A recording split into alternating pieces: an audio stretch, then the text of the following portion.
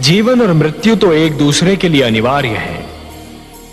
यदि मृत्यु का अंत हो गया तो जीवन के सौंदर्य का भी अंत हो जाएगा। जीवन इसी कारण तो सुंदर और मूल्यवान लगता है देवी कि एक दिन उसका अंत होना है।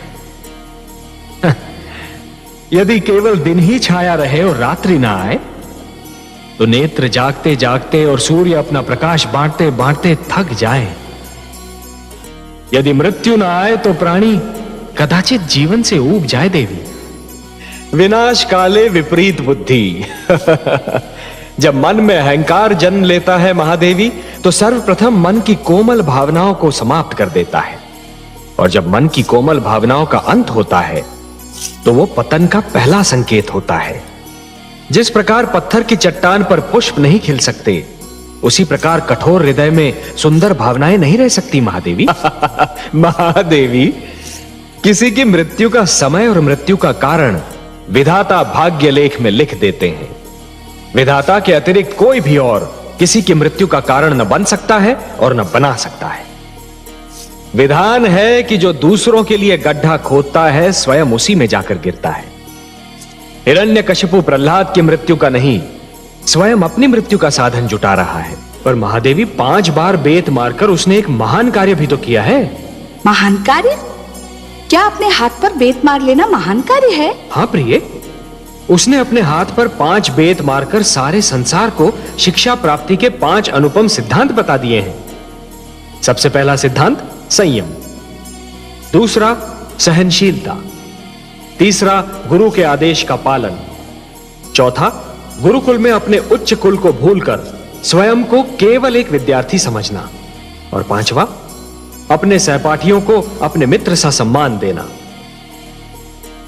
यदि मैं ये न करता तो उसके विश्वास को ठेस लगती। जिस प्रकार नदी अपने निकट आने वाले को प्यासा नहीं लौटाती, उसी प्रकार मुझे मन से तथा प्रेम से पुकारने वाले कभी निराश नहीं होते। और फिर उसकी सहायता करने के लिए आप ही ने कहा था ना। आप तो जानती हैं महादेवी कि जिस प्रकार बिच्छू की प्रवृत्ति होती है डंक मारना, उसी प्रकार एक दुष्ट दुष्टता के बिना नहीं रह सकता।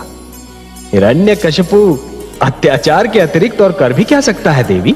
और आप कह रहे थे कि आपने मेरे पुत्र के प्राणों की रक्षा की है, उसे पर्वत से नीचे गिरने से बचा लिया है। यह भी तो संभव है देवी कि अब प्रहलाद की कथा और भी रोचक हो जाए। कथा तो अब इस मोड़ पे है कि दुखियारी कयाधु का दुख बढ़ता ही जा रहा है। मेरा पुत्र सकुशल तो है? अभी तक तो है माते, पर कल क्या होगा ये कोई नहीं कह सकता। क्यों? अब दुष्ट हिरण्यकशिपु कौन सा षड्यंत्र रच रहा है मेरे पुत्र के विरुद्ध? माते, हिरण्यकशिपु अब स्वरभानु के परामर्श पर चल रहा है। और क्या परामर्श दिया है उस दुष्ट ने? सत्य कहा आपने माते, दुष्टों के परामर्श भी दुष्ट होते हैं। स्वरभानु ने परामर्श दिया है कि प्रहलाद के भोजन में विष मिला दिया जाए। जैसे ही प्रहलाद भोजन करेगा, विष के दुष्प्रभाव से वह दम तोड़ देगा। नहीं, ये असंभव है, ऐसा नहीं हो सकता। मैं उसे ऐसा कदापि नहीं करने दूंगी। अत्याचार का उत्तर अत्याचार से देना बिल्कुल वैसा ही है जैसे अग्नि को अग्नि से बुझाने का प्रयास करना। अत्याचार का दंड अवश्य देना चाहिए, पर केवल अत्याचारी को, पापी को, उसके परिवार के सदस्यों को नहीं। और ऐसे सदस्य को तो कदापि नहीं जिसने अभी जन्म ही न लिया हो, जिसे अपने पिता के पाप का ज्ञान ही न हो। हे कमल नयन, मेरी समझ में नहीं आ रहा कि मैं क्या करूं। एक और कयाधु की कोख में पलते बालक को लेकर मैं चिंतित हूँ, तो दूसरी ओर निर्दोष मानवों पर हो रहे अत्याचार को देखकर मैं व्याकुल हूँ। मैं आपका दुख समझता हूं महादेवी।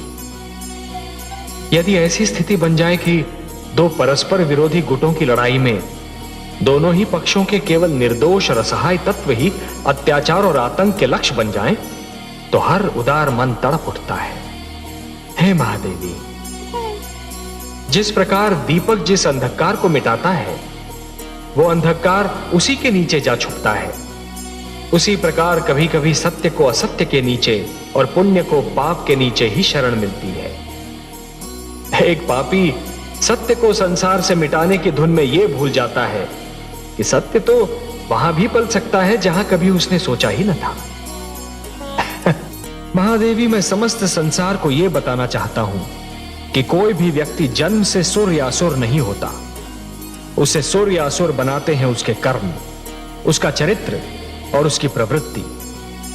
हे महादेवी, जिस प्रकार वृक्ष पर उगने वाले पुष्प और फल आवश्यक नहीं कि उसी रंग के हो जिस रंग का वृक्ष है, उसी प्रकार आवश्यक नहीं कि हर पुत्र कर्मों में, चरित्र में और प्रवृत्ति में अपने पिता के समान हो। यदि कोई सुर का पुत्र दुष्कर्म करेगा तो असुर कहलाएगा, और यदि कोई असुर पुत्र चरित्रवान होगा तो सुर कहलाएगा। परंतु हे सर्वेश्वर, क्या अच्छा न होता कि हिरण्यकशिपु का पुत्र किसी देव पुरुष के घर में जन्म लेता? हाँ? तब तो ये एक साधारण घटना बन जाती ना महादेवी। ये कहानी इतनी रुचिकर न बन पाती।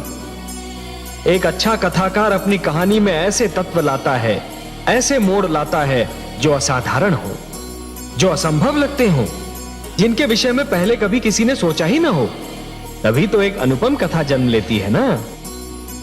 देखा आपने महादेवी, देखा विधि का न्याय। आह्लाद ने प्रहलाद को मारने के लिए सर्प को शस्त्र बनाया था, परंतु वह स्वयं मृत्यु के घर जा पहुंचा। षड्यंत्र कभी नहीं फलता महादेवी, षड्यंत्र कभी नहीं फलता। सिंहिका ने अहंकार को षड्यंत्र का एक अंग बना लिया था, और स्वयं आह्लाद उस षड्यंत्र का लक्ष्य बन गया। हाँ कमल नयन, आह्लाद पुत्र प्रहलाद का भाई था, सगा भाई। परंतु कितने आश्चर्य की बात है कि एक ही माता की कोख से जन्मे दो पुत्रों के संस्कारों में इतना अंतर था। महादेवी, एक ही डाली पर खिले दो पुष्पों में से एक को स्थान मिलता है देवता के चरणों में, तो दूसरे को अर्थी पर। एक ही मेघ की गोद से निकली दो बूंदें, एक मोती बन जाती है तो दूसरी अंगारे पर गिरकर भस्म हो जाती है। यह सब फल होता है इस सत्य का कि किसे कैसी संगत मिलती है। प्रहलाद को देवर्षि नारद की संगत मिली तो वो कुंदन बन गया, और आह्लाद को सिंहिका और विप्रचित्ति की संगत मिली तो वो धूल में मिल गया। आप सत्य कहते हैं सर्वेश्वर। संतान का चरित्र निर्माण बाल्यावस्था में ही होता है। बाल्यावस्था में जो भी विचार मन में बो दिए जाते हैं, वो विचार जीवन भर मन से नहीं निकलते। सत्य कहा आपने महादेवी, सत्य कहा। और इसीलिए माता पिता को सबसे अधिक ध्यान बाल्यावस्था में संतान के चरित्र निर्माण पर ही देना चाहिए। महादेवी, बूंद जब किसी मेघ की गोद से निकलती है तो उसके मन में असंख्य आशंकाएं होती हैं।